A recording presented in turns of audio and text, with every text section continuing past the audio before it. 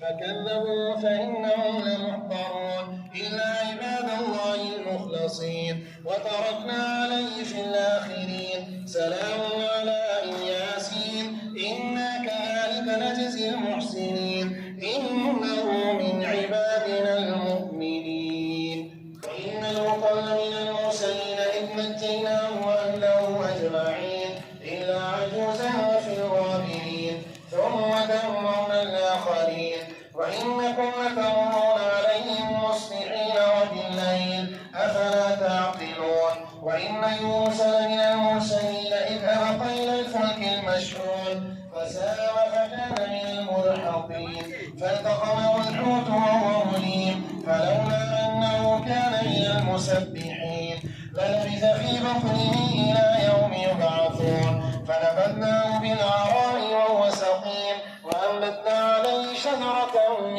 يقطين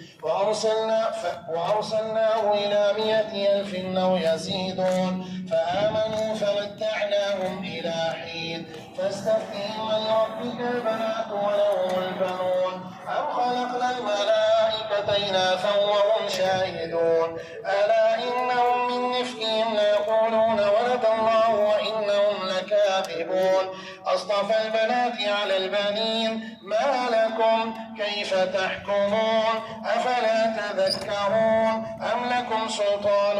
مبين فأتوا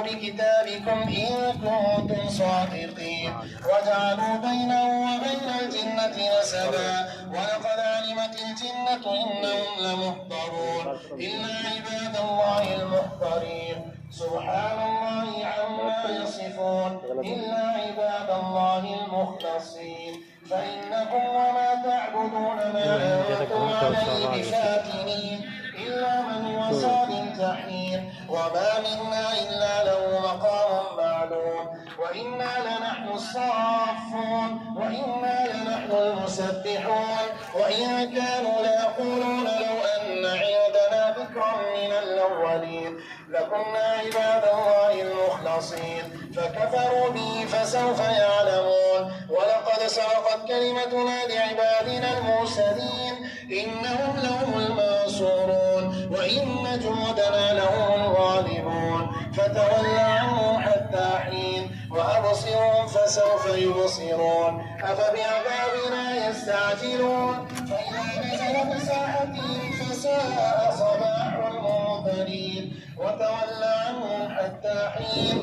وأبصر فسوف يبصرون سبحان ربك رب العزة عما يصفون وسلام على المرسلين والحمد لله رب العالمين.